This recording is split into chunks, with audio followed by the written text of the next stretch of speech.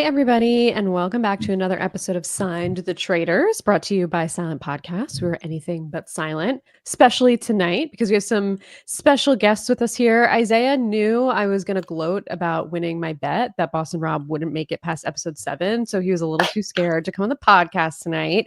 That's okay. We'll get him next time. But I'm here with Javier. Javier's back with us again. How are you, Javier? Hey, Katie. I'm great. I'm excited to talk this episode. This episode finally went the way it should have gone like 4 episodes ago. Yeah, exactly. But I'm excited to get into it. Me too. And we are also joined by very special guest Naomi. Naomi, thank you for being here with us for the first time this season. How are you? I'm so good. Yeah, just to remind everybody at home, I am a silent podcaster. I've just, very Yes. Ross and Rachel, we were on a break. I'm so happy to be back with you two to talk about the Traitors because I have so many thoughts and feelings on this season. And unfortunately, my boyfriend who's been watching over my shoulder like Clippy does not understand a single thing that's going on. So when I'm complaining and ranting, he is just sort of like, okay, maybe you shouldn't watch the show anymore. But no, it's so good. I'm so excited to be here because what an episode we have to talk about. The ranting is the most fun part of watching TV, in my opinion. Yes, agreed. Yeah. Well, Naomi, given all your opinions, before we jump into the episode specifically, since you haven't been here with us this season, what are your feelings thus far for Traitors season 3? I also just completely plowed through the Traitors UK, and I won't spoil anything. But I thought the Traitors UK was great in a lot of ways and lacking in a lot of ways. And I think what the Traitors UK was lacking, which was kind of like traitor drama. Like there was a little bit of traitor drama, but it wasn't. This is making up for it in spades. Oh yeah, holy definitely. cow!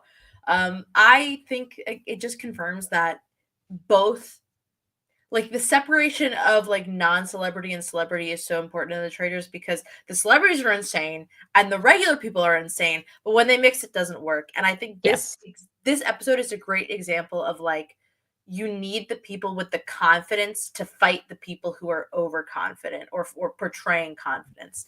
So I'm just loving. I'm obsessed with the Traitors. Once again, it's like such a perfect winter show. You want to wear a sweater, you want to put on a flannel. It's great. I want to be in wherever they are in Scotland. It's just so green. Yes, it's so cozy there. They're freezing their butts off up there. I want to be freezing my butt off in Scotland. I don't know about you guys, but I would love to. Well, I agree with you. I actually just I was watching the UK the season live, and I took a little bit of a break. This season wasn't my favorite UK season. I love UK. I think I enjoyed season 1 and 2 much more than this season, but just finished it last night. I have thoughts. It's for a different podcast. I'm not going to spoil, but I actually for the first time was like, I would like to turn this off and put US on, which I have never felt before. Wow, so okay. yeah, that's my own, maybe a controversial opinion. I don't really know, but I'm excited. That's the good way to put it. I concur with that, but it really took until like the end of the series to get to that point. Yeah, for sure. Well, let's jump in because we picked up right where we left off. I mean, to remind everybody, I mean, if you're listening, I'm assuming you know where we left off last episode, but we left off with a very dramatic turret with Boston Rob kind of at the end of his, at his wit's end of his rope, whatever you want to say. And Carolyn just being like, I hate you all. And, her doing her best Dr. Will impression. I hate you all. And Danielle, I don't know. I think Danielle has been very interesting this episode. I'm excited to talk about her because I feel like my pendulum about Danielle has swung so many times in the past like 2 episodes. Still don't really know where I'm landing on her, but we got into a lot of back and forth about who the murder was going to be. And as I predicted last week, Javier, you will remember Boston Rob wanted to murder Derek. And both you and Isaiah were like, no way. And I was like, this man's going to do it. He's going to do it. I'm telling you, he's going to do it. And that was the first name that came out. I mean, I'm glad he did it personally. I just thought Boston Rob had a bit more savvy than that. But the way he's been, but actually, honestly, when you look back at how he's been playing this entire season, he has been making like what I would assume are like the obvious plays, and he hasn't been caught. Yeah. So I guess in his mind, he was like, "Oh, I'm gonna do something so obvious," and then try to spin it as like, "Why would I do something so obvious?" And these interesting faithful will talk about who actually was onto him, which was the more shocking part of the episode for me. I can't wait to talk about it. But yeah, I mean, I thought it was a bad play, and I guess he tried to spin it the best way that he could. I think he really had no choice. I think Derek went so hard the night before. They got Wes out anyway. Derek was going to continue to go equally as hard, if not harder. So I really think, not that I agree with the move necessarily. I mean, I'm happy with it. I'm fine. But I think for Rob, probably not the smartest. I really don't think that Derek left him with much of a choice. What do you think about it, Naomi? See, I was going on a diatribe earlier about this. I think that when you are a traitor, there's two things you need. You need faithfuls who will vote with you. You need stupid faithfuls who will vote with you. And you need the strong people to say, well, you need to be able to go like, well, why do we trust you? Right. And I think that Derek going after Brittany and Rob allowed Rob the runway to say like, well, what if it's Brittany?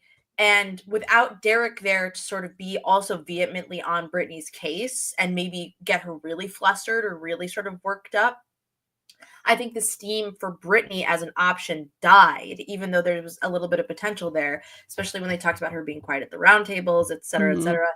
And instead, he took the Boston Rob way out, which is to say, this person's going against me, so I don't want them in the game, which I think is crazy considering the whole reason he gives for taking out Bob the drag queen is that she said to him, like, oh, it's the three guys in the cage. And then what did he do? He narrowed down the three guys in the cage. I thought it was moronic. I thought it was like, what are you doing? And I think if you're trying to build trust, which they keep yapping about, and then Danielle is sobbing, which Danielle, it's Derek. Like, it's Derek Lavasser. It's just Like, it's not that serious. It's not that serious.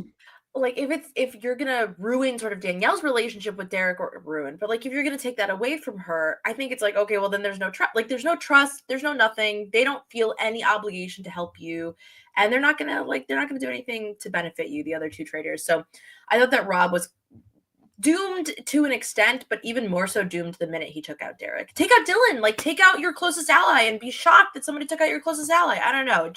It didn't read. The story didn't work. Yeah. I think for part of me also feels that like Rob kind of did this a bit of an ego move to say like, oh, I don't want Derek to beat me, so I'm going to take Derek out. And even if I lose, like Derek can't say that he's a better game player than me. I feel like that definitely played a little bit. Just seeing how Rob has played this game. And I feel like how I've seen Rob talked about in the Survivor world, like I wouldn't be shocked if in the back of Rob's mind, he's like, oh, I'm not letting Derek get to the end. Like I'm going to take Derek out before he takes me out. So I wouldn't be shocked if there was some ego aspect to it as well. I think with the three cage boys, as Wes so lovingly refers to them, their boy band, I think it was all ego. Between the three of them, it was just like ego versus ego versus ego. And I think Brittany called it out nicely at the round table too about Derek's ego. But I do think like there was a lot of that, like dudes going for other dudes, game players. I'm the winningest game player of all time on this show. And then like, you know, Rob being like the greatest survivor of all time, quote unquote, unquote, unquote. And, you know, Derek being, you know, never going to come play Big Brother again because he doesn't want to ruin his legacy. I just feel like there was a lot of like gamer ego between those three, just going back and forth. I agree. Yeah. So we had Derek as an option. We had Dylan as an option. We had Sam as an option. Danielle immediately was like, nope, nope, nope, nope, not murdering this person, not murdering this person, not murdering this person. And they really teased it out as if the traitors were not going to murder anyone because they couldn't agree, which I was like, I wonder if that's really what would happen.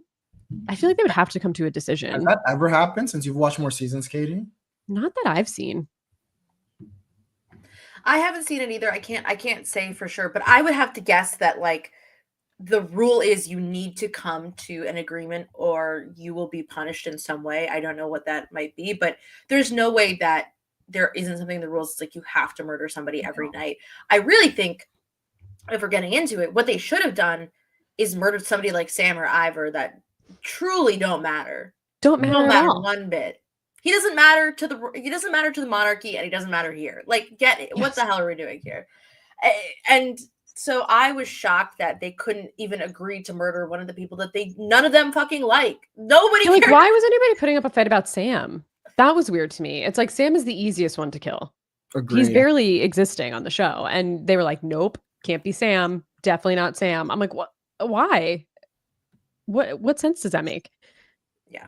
that this is like somebody was talking about. I saw talking about Sandra and her sort of caravan of faithfuls versus like the faithfuls that are sort of sneaking Mhm. through this game.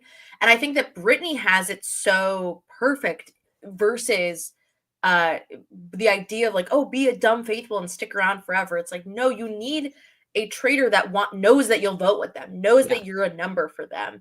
And Sam and Ivor, I don't know what Boston Rob was thinking. These guys, you could tell them like, by the way, if you vote for Rob, you actually earn a bonus $1,000 because that's how the Traitors works, and they would do it because they don't know how this game works. Yeah, Like, totally. what are we doing here? If you don't have their support, you only have Dylan's support, really. Like, he was cooked the moment he wrote Derek's name on the paper. But God, do I love Rob on Derek violence. I Oh, love it. same. Oh, delicious. so It's my good. favorite thing. Pretty iconic. Pretty iconic. I mean, I know we know. talked a little bit last week, and none of us here obviously are huge Derek fans, but the roundtable was exciting to watch Derek Mhm. lay out that argument against Rob. And, you know, as I've said many times, I am a West girly, so I was upset about the outcome, but, Yeah. you know, I'm happy with this outcome, which what we got this episode, because we kind of all got what we wanted, I think. Everybody got what they wanted, what we've been waiting for.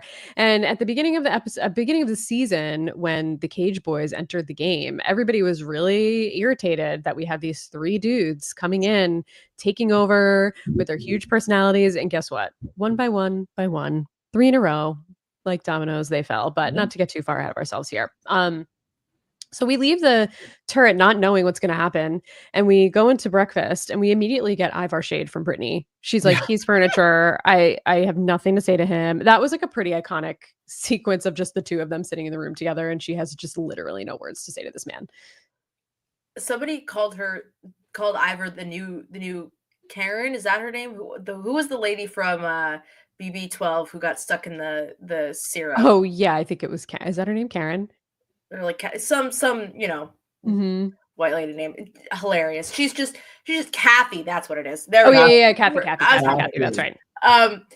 It was so funny. Like, that man was at Princess Diana's wedding, and she is dragging his ass. Like, this is the beauty of the Traitors. I think sometimes people see, like, random guy from the House of Parliament, and they're like, what the fuck is he doing here? And then Janelle is like, you asthmatic old man. And you're like, perfect. Yeah. This show's amazing. I love it. Never change.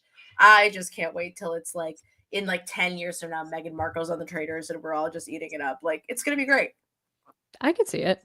My theory is that Meghan Markle's actually on Deal or No Deal Island as the banker this season, but we'll see. Obviously, we have not had if anybody's watching Deal or No Deal Island, I dropped that theory on our first podcast episode that I do believe Meghan Markle is the banker for season 2. Clock it. I've said it again. So we get that. We also get another really incredible moment of Gabby not even realizing Ivor's in the room and just talking about him. That was so funny. Poor Ivor catching strays for literally just existing. Just existing. Oh my God. Yes. I love Gabby. She's so funny. Yes, Gabby's my fave all day, Obi. Yes, last week I went on a rant about how I love Gabby. She's the MVP of this episode too. This episode, I'm gonna only say positive things about Gabby, so get ready, everyone. Yeah. Same. I mean, what's negative to say? Yeah. I know. She's like so first of all, I love her voice. I want her like weird rasp. I love it. I didn't realize that she was from The Bachelorette because she was the Bachelorette. I don't know why it just didn't click to me fully, and I thought that she was maybe like a Corinne or like one of the side characters from The Bachelorette that makes it on. And then I was like, oh, she was straight up The Bachelorette and then became a lesbian. She rules. The way that she has bonded with people all around from different shows that I think sometimes the housewives struggle with a little bit.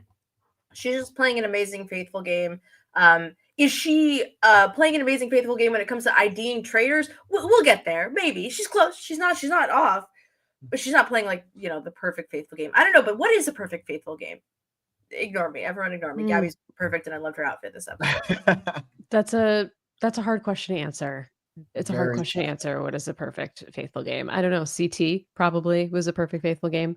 But yeah, we talked last week pretty extensively about Gabby, and Javier actually not that I thought she was a dud, but Javier convinced me that, she's actually got good reads as well. She's voted correctly more times than the rest of her girl squad has voted. So I give credit to Gabby she's adaptable. She Exactly. changes her mind. She doesn't go with the herd like the rest of them do, which I can definitely appreciate. And she's hilarious. Love her. But we'll talk more about her for sure. We do find out that Derek is dead. Derek is dead. Boston Rob is the last one to come in with Dylan. And Danielle literally sobbing like the man actually died. I mean, even Sierra later on was like, he didn't actually die. What is this? This was real. I mean, it seemed real. Like she wasn't putting it on. It seemed real. This is where I'm like, I don't know what kind of read to even get from Danielle at this point. I mean, Javier, you go first. I don't even know. Yeah, I don't know. I was just like, why is Danielle boohoo crying over Derek? Like anything actually happened to Derek? Like, okay, whatever, Derek's gone. And let's be real, Danielle didn't really put up a fight to save Derek like she could have. No.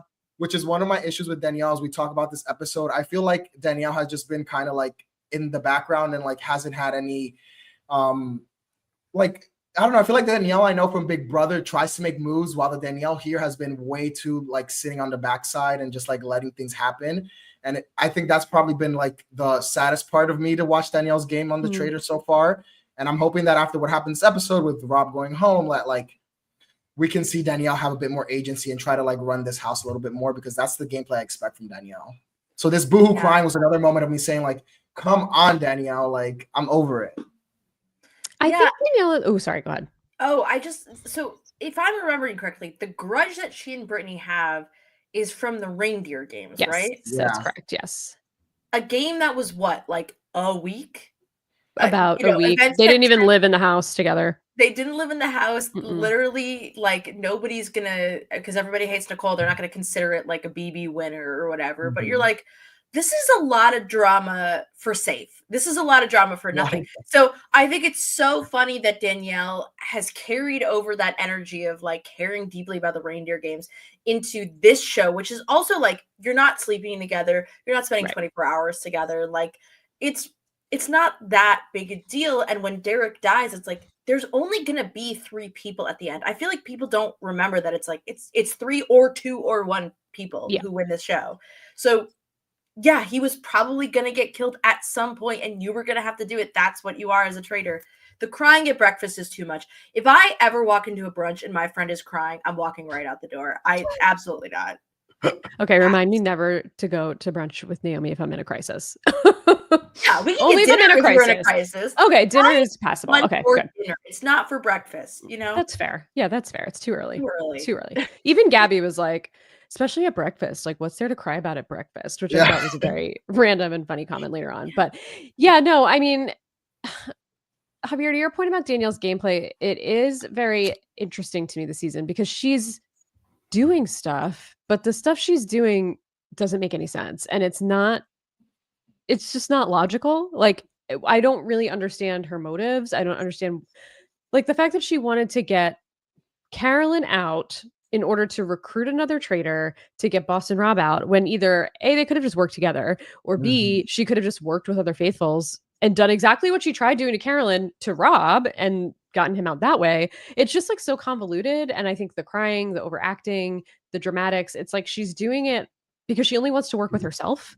And she doesn't want to like actually trust any of the other traitors or be a part of like the traitor coalition. She just like wants to be solo and run the show solo and have her own way. And it's almost like if she doesn't get her way, she's just going to not want to do anything. Like she's just going to put a stop to everything. It's confusing.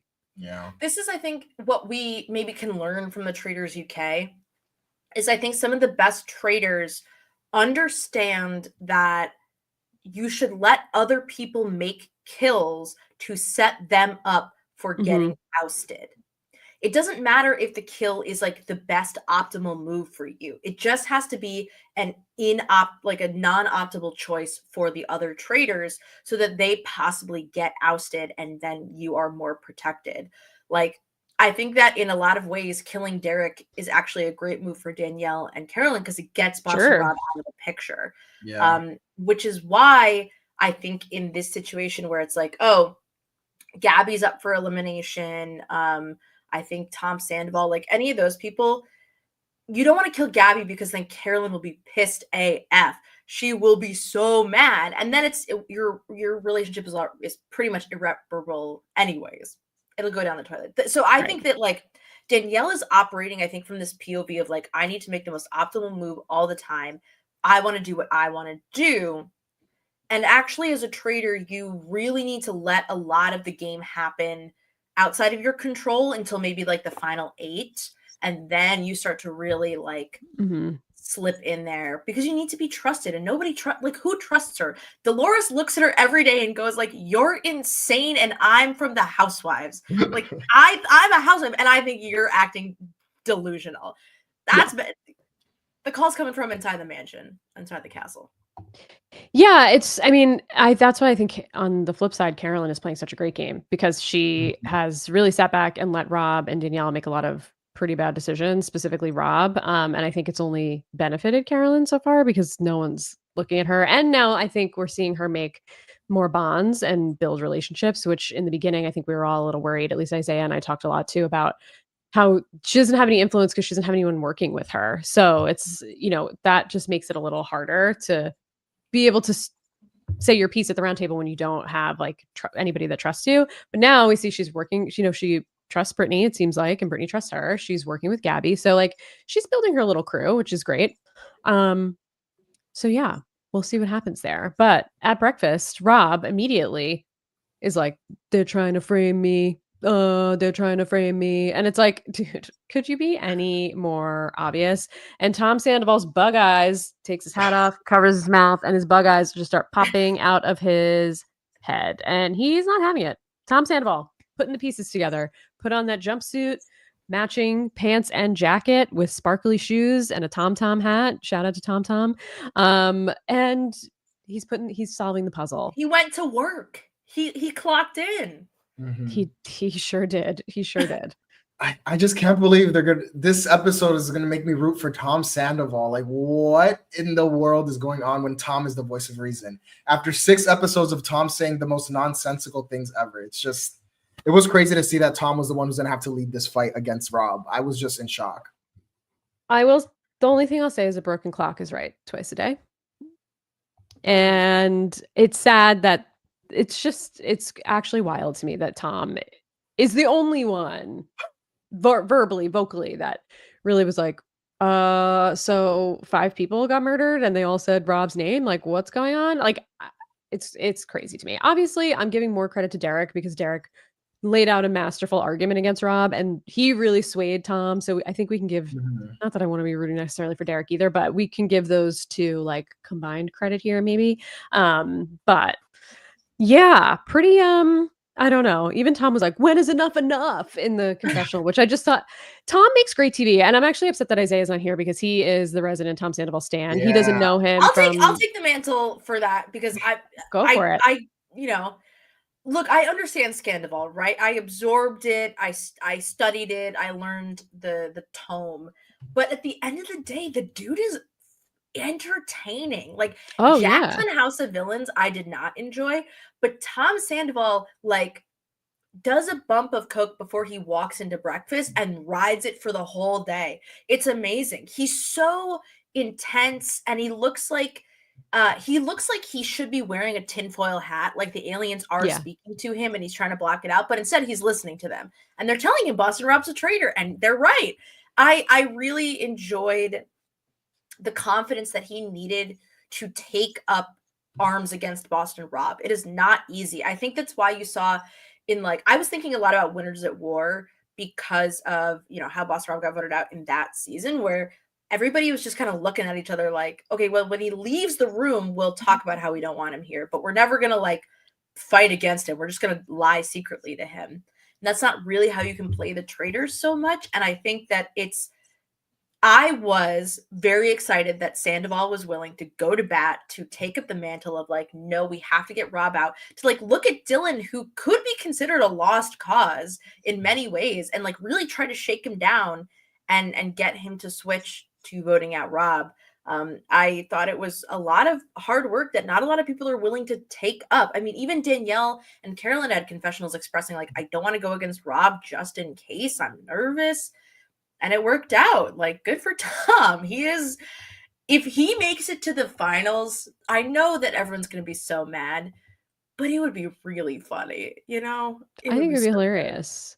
I think the thing about Tom is that he's just confidently wrong 100% of the time. Like, I don't know, Naomi, if you're a Vanderpump Rules viewer, but as a historian of all things Vanderpump Rules and Bravo in general, like Tom has been this way since episode 1 of Vanderpump Rules. This is who he is.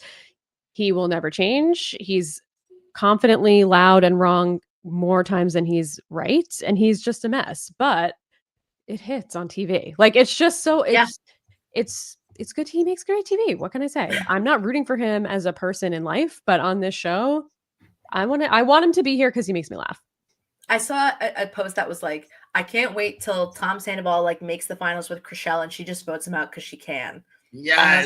Oh, Yeah, there's no way people are letting Tom win this game, which is also going to be hilarious when he like crashes out at the end and no one wants him there and he has a meltdown. Like, Tom also is great you can always count on Tom to have one extreme meltdown, sobbing, crying. It's going to happen. That's why I'm almost like, as you know, I'm a Wes fan too. So that's why I was sad a little bit to lose Wes earlier, because we have people like Ivor and Sam who are sticking around for no good goddamn reason. But we have a lot of people left who, whatever the result is going to be, they're going to be pissed. And they're going to let you know that they're pissed. Like, whoever is going to confront the traitors, getting ahead of ourselves a little bit, but whoever is going to like face get murdered is going to be like, I can't wait. I'm excited. Yeah, I'm excited too. Well, this is just the beginning of, this is Sandoval's episode. Sandoval's episode. It's the summer of Sandoval, as we say. Summer of Sandoval. But this is just the beginning. But we do get Alan coming in, and I do want to just call out that he called them crumpet munchers, and I did go back to rewind, like, to make sure I heard it correctly, or just to understand what I heard. And he said crumpet munchers, because I was like, what did this man just say? So I thought that was pretty hilarious. Yeah. What's happening? And I have to say, I haven't been Alan's biggest fan over the last few seasons. Javier, you know that well, but I'm kind of loving him this season. He's really stepped it up. I'm all in on Alan this season. Wow. I'm also enjoying Alan more this season. I also have not been the biggest Alan fan compared to other hosts that I've seen, but Alan has definitely stepped it up, and I think he's really, like, he's still campy, but for some reason I just feel like he's more invested, and I yes, it seems like he's having fun. Exactly, and that's what I like to see from my hosts that like are also enjoying the game. Yes, same. I feel like that's kind of what we were missing. Like, he felt a little disconnected, and this season I feel like he's like all in, and which is I think why he's resonating with me a little bit more. Okay, so still at breakfast, Dylan, notable, tells Rob, got some big tea for you, bro. My dude, my guy, got some big tea. Derek left, and I'll tell you when no one else is in the room. So then he tells, exactly like I predicted last week. I'm just going to gloat a little bit because I did call almost everything that happened this episode. It is. I'm not usually a gloater, but I did say, like, Derek told Dylan, and now he's going to shift the target away from his boyfriend Rob and onto Brittany, and that's exactly what he tried to do. But he told Rob right away that Derek was like, well, he told me about you, but then he also told me Brittany because she shook her head at me at the round table and told me not to vote for you. So Rob, of course, that's Rob's path. He has a little bait, and he takes it and runs with it for pretty much the rest of the episode. Dylan. I went on a rant last week about Dylan, and I'm hoping that by the end of this episode, people can start agreeing with me that Dylan is like, he's kind of a flop. I'm like over all this Dylan hype. Dylan is like not the greatest game player that everyone was heralding him to be because he got out Bob the Drag Queen. I think this episode showed that like he was just so far up Rob's ass, and like I get, again, like I said last week, I understand being a fanboy. Like if I played Big Brother with like people who I love, like a Davon or somebody, like, yes, I'll have some level of like fanboyism. But like at the end of the day, I'm here to win this game too. And Dylan is not, in my opinion, here to win this game after this episode. And it just was like embarrassing just throughout watching Dylan just like continue to kiss Rob's ass when it's so obvious that Rob is a traitor. Please, people, jump off the Dylan bandwagon. It is not a good bandwagon. Dylan is not good at this game. I'm hoping that the bandwagon, like the wheels fell off at the end of this episode, because like there's no way that you could defend Dylan after his performance at the round table, because like I don't want to get too far ahead of ourselves. We'll talk about it when we get there, but there's going to be plenty more to talk about with Dylan this episode for sure. I am only on the Dylan bandwagon as a lifelong Zac Efron fan. Like it's really only the face. Every time I look at him or he talks, I'm like, God, I should watch all of High School Musical again. Like that's the only reason I'm so sort of into him, and will be sad if he leaves. But yeah, from a gameplay perspective, there are other people doing a little better in the castle. So when Bob the drag queen said that Zac yeah. Efron was a bad actor, you took that personally. I did, because here's the thing. He's not did you laugh? More importantly, did you laugh? I did laugh. That was yes. Okay. Like I think it's a very funny statement to come from Bob, because I do think Bob is actually a good actor, is a very good performer. But I also think that Zac Efron isn't a bad actor. He's just only in bad movies now. So it's the movie's fault. Yeah. There's a movie called We Are Your Friends, directed by the guy Max from Catfish, and it's a piece of garbage. But I still love Zac Efron, and I think that at his Hairspray 2008, where were we? In the trenches. You know what I mean? That movie's so good. Like, he's not okay. What happened next? I'm learning so much about you tonight. I feel like don't cry at brunch, and you're a Zac Efron stan. Got it. Okay, adding to my list. Okay, so before the mission, after breakfast, this is really when Dylan starts spilling to Rob and Tom. Like they're walking down the hall, and Tom, like in his jumpsuit glory with his shiny shoes, just like bumps almost right into them, and then just starts following them extremely closely behind, and sits down in a room with them, and he's just like, so what are we thinking? What are we thinking? And Rob gives Dylan the okay, gives him permission to like tell him what you think. And he does. He tells him exactly what he told Rob. And Tom is having none of it. He's like, come on, dude. Like really in front of Rob, which I was like, good for you, Tom. I mean, again, Tom has little to no self-awareness at all. So like he probably didn't realize that could have been very bad for his game, but he didn't care. He just went for it. Yeah, I love seeing Tom call out Rob to his face. I was like, I'm gonna become a Tom stan. Like, I finally see the light. Like I also wish Isaiah was here as well, so I can finally be like, Isaiah, I'm gonna finally agree on something. Not your 10s, but I'm gonna give you like your 5s. Like Tom is like getting better for me, and I'm actually on the Tom train right now as of this episode. So like Tom had very good moments this episode, so that was another one for me. We can give Isaiah his 10s, but or his 5s, only because he didn't know who Tom was before this show. So like if he had an informed Tom opinion, then we could give him the 10s. But for now, it's like a 5 to 7. I think that's so funny that out of all the things Isaiah missed, Sandoval seemingly is one of them. That's so funny. What is he? Right? Isaiah is like always on Twitter, and I don't not to drag Isaiah, but like I knew about it. I didn't even watch Vanderpump, but I just saw all the information. I had to, and I was hooked, and I read about it on Twitter. Like I just learned it all. Well, Isaiah's not in the he's very removed from the Bravoverse. It's hard to stay removed, but he is. It's pretty impressive. Good for him. Yeah. That's pretty much the most relevant thing that happens before this mission, but we definitely have to spend time talking about this mission because I'm upset about it. I'm upset that I had to watch it. I hate things like this. I hate bugs. I hate gross shit. I hate watching it. It was giving me like I felt like everything was crawling all over me, but I feel like it was not one that you could fast forward through because there were so many moments. So I'll give a quick overview is that basically I don't know why it was like wedding themed. That was a little weird, but the fashion 10s, they had to team up in pairs, and Alan basically was like, you have to hold your hands for 8 minutes. And if you let go of your hand, then you're eliminated, but you have to hold your partner's hand for 8 minutes. And then it's like, of course, something horrible is going to happen to them while they're holding hands to try and make them not hold hands. And that is, in fact, what happened. And they had a few wedding gifts get delivered, consisting of disgusting bugs, millipedes, scorpions, cockroaches, and maggots, a snake. And then we had to go to a sudden death round. The sudden death round was actually the worst. I was like, that was the worst for me. So I don't know. What about you? Did you guys like watching this? Do you guys like things like this? I hate stuff like this. Javier, you're a challenge diva, right? You watched the challenge, right? Yeah. I feel like there was an era of the challenge that this was very reminiscent of. Yeah, I hated that too. And yeah, I don't know. It just like it was so fear factor. It was so gross. I just can't. That's what I was about to say. like the idea that like I would get bugs dumped on me and then I'd have to like just keep wearing that outfit. That was I would I lose could it. like I feel like I'm getting The chills hands about it are right now. fine. The hands are whatever, but it was the dumping of the on the rim of Sandoval's hat. It just I that wrote was a that as a lot. note. Yeah, I need to talk about that for at least an hour. Is Tom Sandoval's hat covered in maggots? It was so disgusting. Yeah. What did you think about this, Javier? Yeah, I mean, so beyond the challenge, I was also a big Fear Factor fan. Like I grew up Oh, so watching you so like this? much Fear Factor. So challenges like these I find very entertaining just to see people's reactions to it.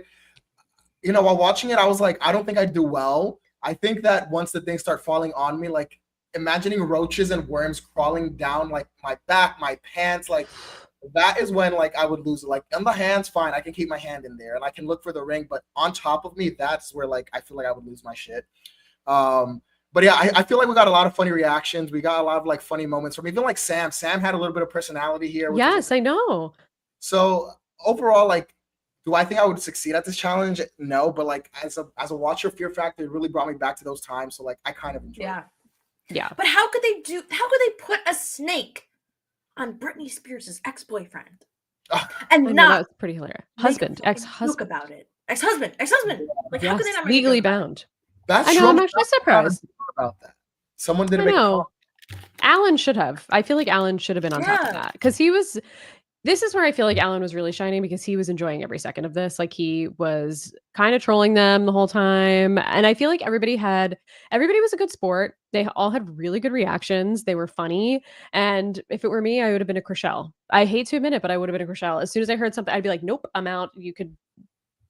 It's not worth it to me. I can't do it. But what I also loved, and I saw a lot of comments about this too on social media, was how nice Rob was to Sierra and like how comforting he was and like trying to get her mind off it. I really loved that from Rob. I felt like that was like a very sweet, like, oh, if I'm ever in a situation where I'm having a freak out, I would want Boston Rob on my side. I mean, he has 4 daughters. Like I do Yeah. think that Boston Rob is never gonna be as high on my sort of like can't stand reality TV list as somebody like a Johnny Bananas or a sorry, is that like the devil's name? You know, he's Yeah, been we don't. stirring up. Oh my god. Who's that? We don't know him. Someone break his phone, please. We don't know him. Rob is, I think, a very nice person. I think it's very clear that he has kept a lot of his friends from Survivor and like has done a lot more TV work, which I think you don't get unless you're like kind of a nice person who can be gracious and kind. That is to say, what a great way to keep Sierra grounded and like be like, let me work you through this. And then they find out that they're both Capricorns. How sweet. Birthdays 2 days apart from each other. And I learned that Boston Rob was born on Christmas. And I learned that their birthdays are so close to mine. Like it all worked out. There you go. Yeah. So I loved that. I thought that was very nice. And I'm like, I have a lot of anxiety, so I just need a Boston Rob with me at all times to like keep my mind off of what's actually happening or like what's in my brain that's not actually happening. That's really just an irrational thought. But I loved that. I thought Gabby was hilarious. I didn't write down any quotes from Gabby, but the whole time you could tell she was like, she did not want to be there. She did not want to be doing it, but she was just hilarious the entire time. Even in times of peril, she's funny. Yeah, I loved Gabby. I feel like she was like the Rock. She was with Carolyn, was it? Yes, she was partnered with Carolyn. She was like Carolyn's Rock. Like she was doing like what Rob was doing for Sierra, but for Yeah. Carolyn. And I really love seeing that from Gabby. Like I don't know, like she's from The Bachelorette. Like she's from this show where like I don't know anything about Gabby like at all. I've never seen her season, but like when I think of The Bachelorette, like they're like living lavish, and now she's here getting all these nasty things thrown on her, and she's taking it like a champ, and it just added more fuel to my like Gabby like stan train to see Gabby like being like this like. Just taking it so well and like doing such a great job at it. So I loved watching Gabby in this challenge. Yeah, Gabby was great. Yeah. Also, there was that great moment, and it's not a perfect sort of still image to use, but like Danielle flipping off Alan when he was asking her how she's I doing. love that. Mm-hmm. So funny. Oh my god. That Just was totally hilarious. silent, flipping him off. So funny. And Alan loved it too. He thought it was hilarious. Alan was having the time of his life watching these people suffer. There was also, they dumped, I think it was the third gift. They dumped maggots and cockroaches on their, which is so sick. Like, it was like in their hair, and they all had such like ornate outfits on that it was like getting stuck in all their stuff. All the girls were They like, gotta it's in dry my clean bra. that. Yeah. I Yeah. mean, like, ugh, I mean, at that point, you may as well stay because it's already all over you. Like, there's no reason to go through all of that just to lose willingly. But Tom's hat was just completely covered and they were like crawling. It was so sick. And Alan was just like, having fun, Tom. And Tom was just like, I'll try anything once, Alan. And even that, I mean, it got me. Tom got me this episode. I can't help it. I can't help it. It was funny. All good sports. All good sports, I have to say. The only one who didn't stick through it the whole way was Chriselle. She pulled away from Dolores immediately. So anybody, I guess I didn't say this at the beginning, but anybody who either didn't stay for the full 8 minutes is eligible for them and their partner are not safe. So it's like it was kind of like a head-to-head pairs versus each other. But every other pair stayed the full 8 minutes. They did not break, so they had to go to sudden death, which was just putting your hand in a bucket full of worms, maggots, roaches, don't really know, just a whole like mishmash of disgusting shit and search for a ring. And I just like imagine putting your hand in that and pushing those bugs around to look for a ring only to maybe not win. Like you could still get murdered anyway, which is awful. It's just awful. It was so bad the whole time. And actually, Chriselle had the right strategy, which is like bail at the start, get out. Why go through all that just to lose? But I have to give all of them credit for making it the whole 8 minutes. Yeah, I same. think that took a lot of effort, and they probably were feeling really grossed out, and they made it. I don't know how I feel about the tie break. Like, I almost wish that it was like they were like, okay, if you go to more minutes, you'll get more money or something. I don't know. I just like I wanted there to be more of an incentive. I guess the shield was enough, but can I ask the group how we feel about 6 out of 12 people getting a shield? Is that the math? Like, what's too many? Too much safety at this point. Naomi, because I was going to bring this up too, because I don't know if you and Isaiah have talked about this, Katie, in the pod, but like I feel like this season has had so many shields. Like every episode, at least half the cast is safe. It used to be like 2-3 shields per episode, and now it's like every episode half the cast is safe. Like I think that's been another like kind of annoying thing for me this season to watch. Like, why are we giving out shields like candy? Yeah, it is annoying, and we did talk about it a little bit at the mission where they had to carry all their heads and the very phallic bodies up the mountain because it's just to make half of the cast safe, especially this far down the line. Like it's episode 7. That's a lot of people. You lost, you're losing someone at the round table. So you're getting close-ish to the end. And I almost think as a traitor, I'm sure the faithful is fine, but like the faithfuls who aren't safe, that sucks. And then as a traitor, that also sucks because you should be far enough along in your game by now where you have like a little bit of it. Obviously, these two don't have any strategy going on because they've just been fighting each other this whole time. But like generally, you would expect the traitors to have some kind of game plan. And this completely disrupts any normal, instance of having a game plan and a strategy, which is okay. But then I feel like it's also just unfortunate for any of the faithfuls who are doing a good job, playing a good game, and are one of the very few that are up for murder. It's just like, I don't know. I don't love it. I appreciate that they're doing something to change it up a little bit season over season, but I think this is just too much safety to be giving out.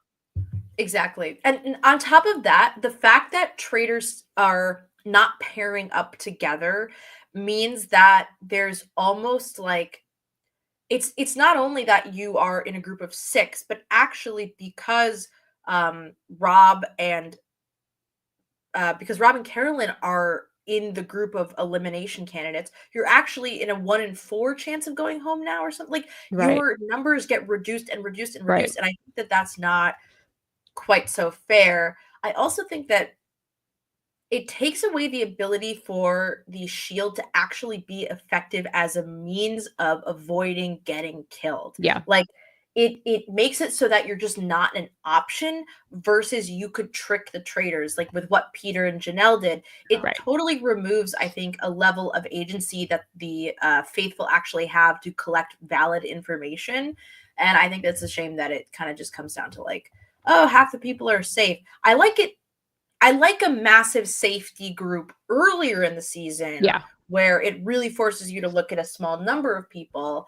But I think at this point, it's like now? We're doing this now?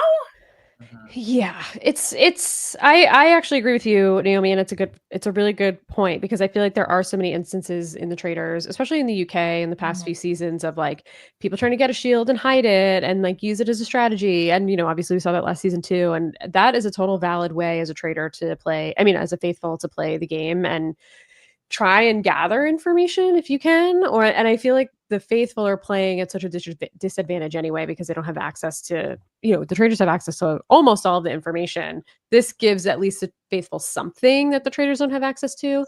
And now we're just taking that away because it's just all done so publicly, which is kind of a bummer. So I'm hoping we don't get too much more of this because the numbers are dwindling. We lose 2 people every episode. It's like it's moving quickly. The game goes fast, and it's a great point too. Only 4 people are eligible to get murdered this episode. And so we can talk about who those people are. It's Tom Sandoval. It is Dylan, his partner. It is Gabby, who's partnered with Carolyn, and it is say again? Chrishell and Dolores. Yes. Oh yeah. Okay, so it's 5, right? 5, because Carolyn is the only. Rob and Sierra were safe. Oh, I see. Yeah. So yeah, I mean, 5 people. I don't necessarily want to see any of those people get murdered. I would be fine if Dylan gets murdered. I don't really care. I just don't want it to be Gabby. And honestly, I feel like we need some Sandoval entertainment. Don't kill our entertaining people, please. Please. Well, and Dolores was bringing it in the chapel when she's like, "You better kill me." Oh my God. Okay. Whoa. Please. I mean, girl, we voted for Tom 2 weeks in a row. I don't want to get too far ahead of myself with Dolores, but like, she's a fool. She's a fool. So she could talk her shit if she wants to, but like, what are we doing? Oh, I love a girl boss who is absolutely wrong. You know what I mean? Oh, just beautiful. Well, after the mission, we could talk about that a little bit. Everybody heads back to the castle, and that's really where things always end up shaking out on like what's the plan moving forward. Tom trying to get his little boy army together to vote out Rob, and in the meantime, Rob working with his girls. Rob and the girls got a little girl gang backing him, which I was not really expecting that all the girls would be like standing Rob, but lo and behold, he puts out Brittany's name. And Sierra, his #1 fan, which I would be too if I were her and he was just so nice to me, I would be like, oh, yeah, whatever you say, Rob. It's like, yeah, Brittany doesn't talk at the round table and she doesn't say anything. And she had Rob's back 100%. I think what I'm going to say is I do think Rob was playing this very smart in the sense that he knew exactly who to go for, who he can easily influence. Yes. And unfortunately, like Sierra, Dolores, and Chrishell kind of just go with the wind. Like if someone flips the coin and says, today we're going for this person, they're going to say yes. So I do actually think Rob is doing his, he's doing his best to survive. And I think he went for the right people. So I guess I just wanted to like give Rob his props. I think he did a really good job going at knowing who to go for. So yeah. I do think if there was like a mistake, it to me, it's immediately saying like somebody's trying to frame me. I think that if you're going to play the paranoid faithful game, so like, and I just think of like actual paranoid faithfuls like Janelle and Leanne from US or from UK, you have to play it from the start. You have to be kind of really selfish and always fighting for a shield and being a little annoying. And you can't just sort of jump into it in the middle of the game because it doesn't reflect how you've played prior to that moment. So when Rob immediately turns at breakfast, I was shocked he said it at breakfast. He's like, they're trying to frame me. Me? Boston Rob? And it's like, okay, great. You've just pointed out the coincidence that is the exact reason you voted all 5 people out. And he doesn't have the, I think, he can talk in circles all day, right? He's so good at it, but he doesn't have the exact proof to frame Brittany in a way that like solidifies that she's going home and saves his ass. And he doesn't have the relationships with Danielle and Carolyn to protect him otherwise. I mean, going after Brittany is a mistake if you're trying to get Danielle's vote for sure. Yes. So I want to talk about that because he does approach Carolyn and he says to us too in a confessional, you don't have to get everybody on your side. You really just need a majority, but the traitors cannot get on the same page and it's making it just completely impossible to play the game. And he went to Carolyn and even Carolyn was like, that's so dumb. Like who's going for Brittany is so dumb. And she's like, yeah, okay, I'll go for it, whatever, which she's so fun. She just cracks me up. And I think his biggest mistake was, I mean, he had to tell Danielle, and they did make a pact that they would have each other's back. But I think he needed to give Danielle something, and he gave her nothing. And I can understand why he didn't, but I think that was also his main downfall. Like, he maybe could have, and maybe it's a big maybe, if he pinned it on someone else or was just like, let's just randomly throw this person out of the round table and we can all go for them together or whatever, it's fine. But he took out Derek. Danielle gave him that. And then he went for Danielle's other number one, Brittany, in the same day, essentially. And she was just like, yeah, no, I'm not doing that. Like, why would she? Why would she? I don't blame her. I think she made the absolute right decision here. But I think he needed to like cede a little bit of power to her, and he couldn't do it. Okay, I have a pitch. Hear me out. Okay. I don't know how he would do this. And it's only sort of something I've just thought of in this past 10 seconds. But what if he went to Carolyn and was like, Carolyn, Danielle is still coming after you. Let's vote Danielle out. Like, if he lied to Carolyn, but in a way that, like, they're already fighting. Nobody's getting along. All this lying about, like, can we start over? Oh, my God. Just go to Carolyn and say, like, hey, Danielle's been throwing your name out again. She won't stop throwing your name out. Like, we have to do something about this. Can you get another act of traitor on traitor violence to happen? Can you get Carolyn to go for the kill on Danielle and get Danielle out? Is that something to do? I don't know. Like, I wonder if you guys think that might be an idea, because you're right. Going after Brittany is not going to get Danielle on your side, but will going after Danielle get Carolyn on your side? Question mark. I think it's a viable option, or it would have been a viable option, but I don't think lying to her would have been the right approach. I think he really needed to reason with her and be like, listen, I know we started off at a weird thing. I know you guys didn't like what I did with Bob. I'm sorry. You're right. I was wrong. I should have included you guys, or I should have waited. That's my bad. I know that ruined a lot of trust. I know Danielle's coming for you. We cannot trust her. I want to work with you. I've said it to you before. I'm saying it to you now. I want to work with you. I trust you. I'm not coming for you. I haven't done anything other than Bob to make you think I'm coming for you. Whereas Danielle has, and she's spread your name. I haven't done that. Work with me. Let's spread her name and let's go for Danielle. And then we can just like run the show. Instead of throwing out Brittany, who, I get it. Derek put Dylan out, but I do think he should have tried to pull Carolyn in one more time, especially because at the end we hear him say, like, Carolyn had no reason to be scared of me. I would have gone all the way to the end with her. It's like, but you didn't try again to let her know that. You only said that to her after you broke her trust. Whereas before, she obviously was on the outs with Bob and Danielle. So why not pull her into your side and do more relationship building there, which he didn't do. So I think that not fostering that relationship was a really big mistake for Rob.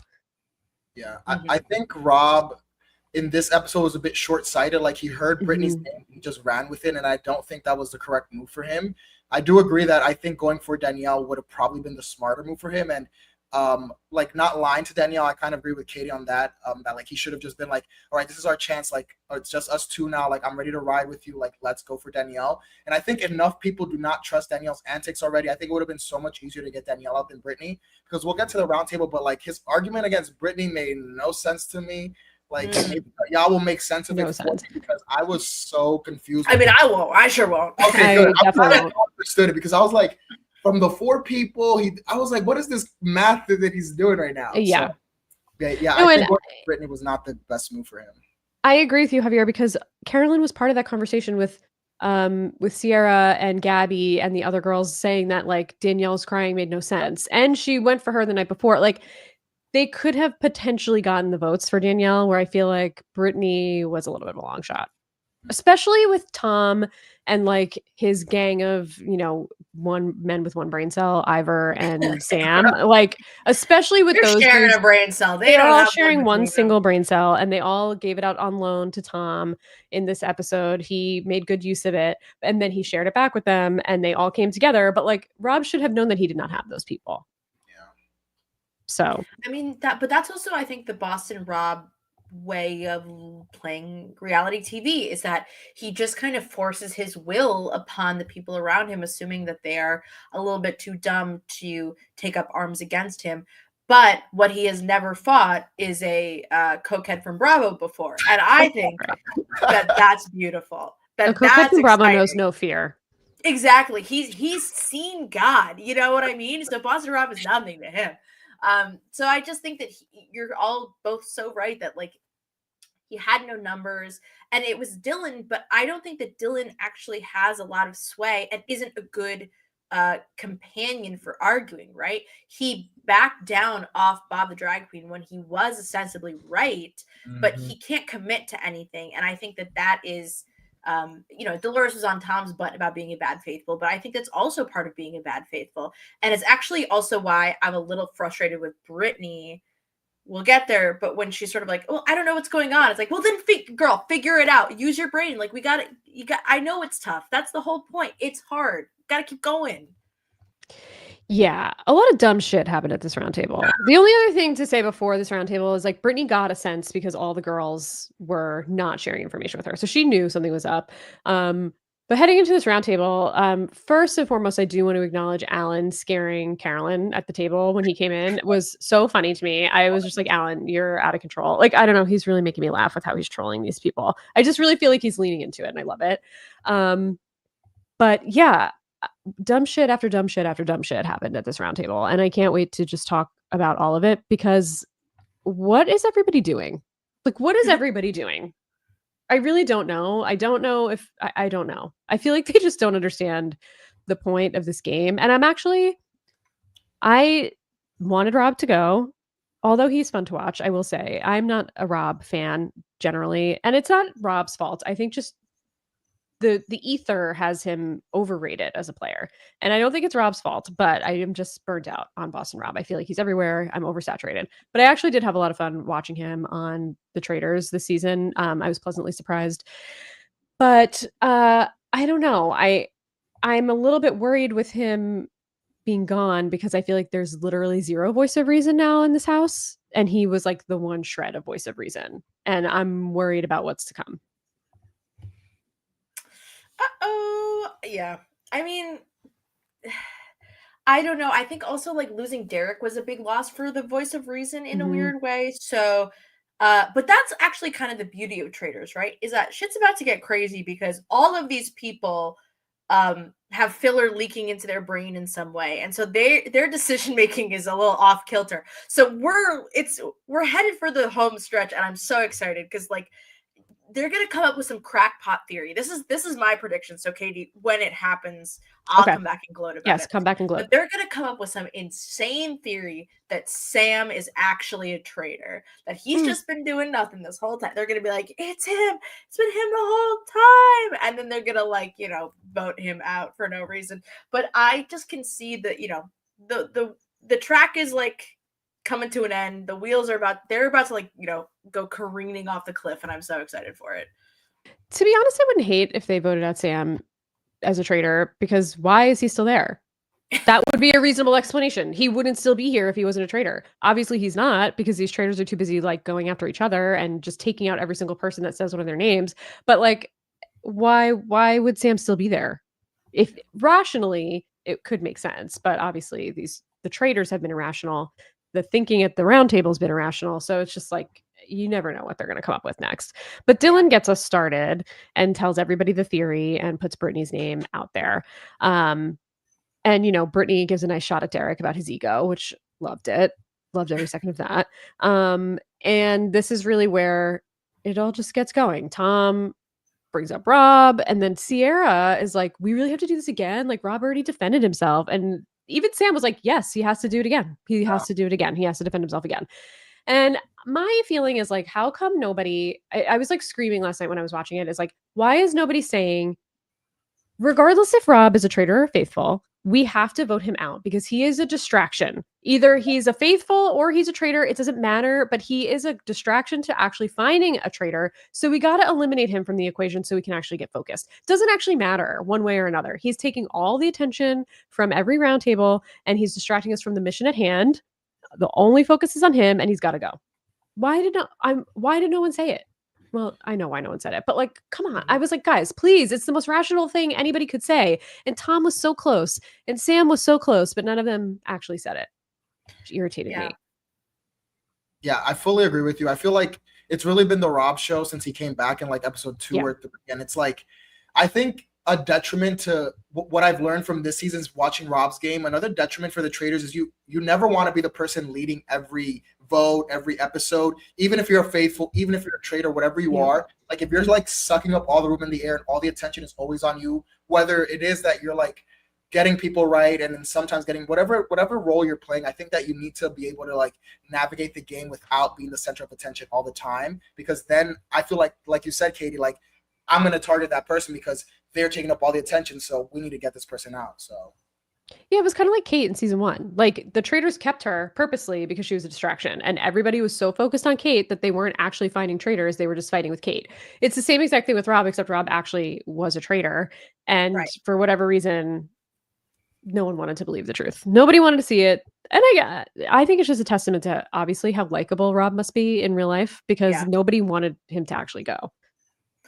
Well, I also think on top of the argument that you're making, Katie, I think there is like, to me, definitive proof, which is like the cages. Like you have in the UK, what they did with the cages is that it was that 2 people came back into the game, 1 person was eliminated. So the likelihood that they were a traitor, I think, was so much more minimal. But the fact that Boston Rob had his grand flop of an entrance and was in the cages, and the other 2 guys from the cages are gone, I think you might as well just plow through and get the 3rd person out, because you never know the chances that like a producer would make him a traitor. He's Boston Rob. Why wouldn't you make him a traitor? If Tony isn't a traitor, I think Boston Rob is the next logical choice.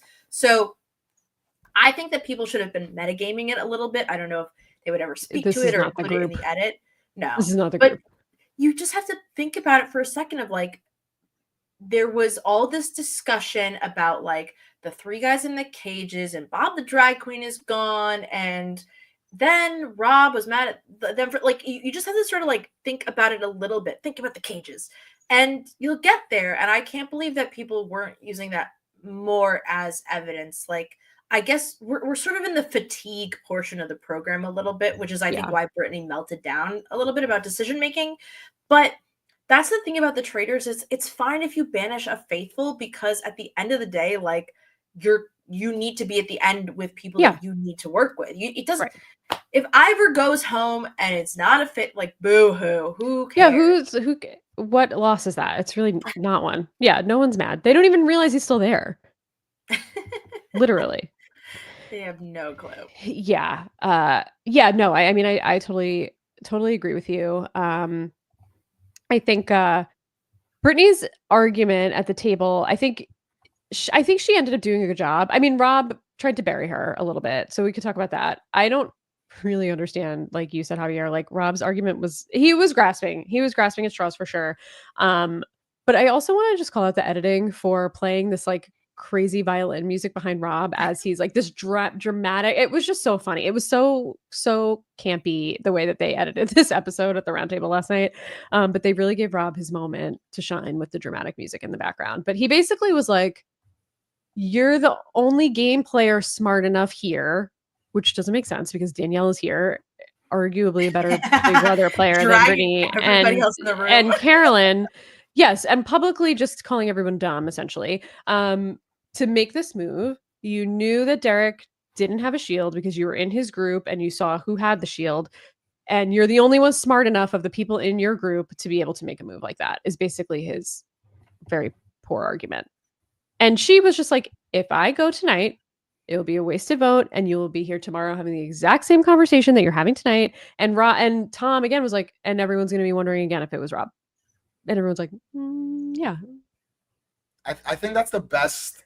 Like, I agree. I don't know if I would say that Brittany did an amazing job at the round table, but I don't think she did. The best moment for her was her saying, like, guys, which is basically what we're talking about. Like, if I go home and I'm a faithful, we're gonna be here again tomorrow with Rob. Like, just save me this week, and maybe this just buys Brittany 1 more week. Like, who knows? Yeah. Brittany might go home next week, which is probably very likely. But I think that was the best thing Brittany said. Like, let's end this conversation and let's finally get Rob out. And I think that was like her best argument, because otherwise she kind of just said, like, guys, trust I'm a faithful, like, whatever. Right. Yeah. I think that Brittany also, like, her lack of participation a little bit can be seen as quite suspicious. I think it's a move that a lot of UK traders do, is like really sort of take a back seat at roundtables and then start contributing. But I think that if you analyze the Dylan Brittany moment a little bit more, Dylan is also so irrational and bad at making decisions that it makes total sense that she'd be like, stick to your gut. But it's hilarious that Derek saw that and was like, what the hell? What? Hey! This brings up an interesting question that I sort of was thinking about and wanted to ask both of you. Because, okay, Brittany just defended the shit out of Boss and Rob for like a while and then flipped on him and then voted him out.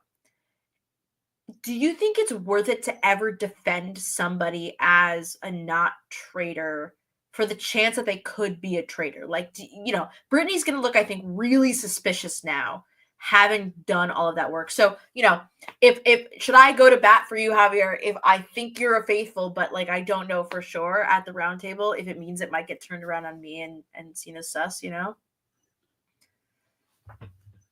it worth it to defend your allies?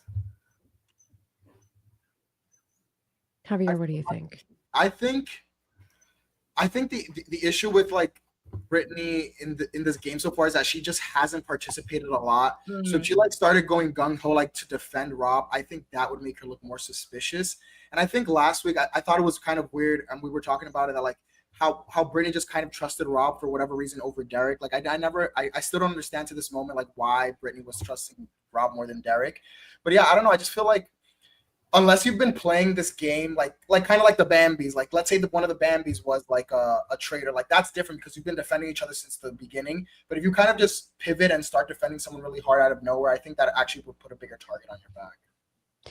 Yeah, not to say it, I think it all depends on how you do it. And I think the way Brittany did it was a little, and maybe I think there's a lot that we missed, obviously, in the edit because she had a reason, clearly, otherwise she wouldn't have done it. So I'm just curious why last week, or whatever the night before, if it was the night before for them, why she was so against voting for Rob, even after Derek laid out all the information.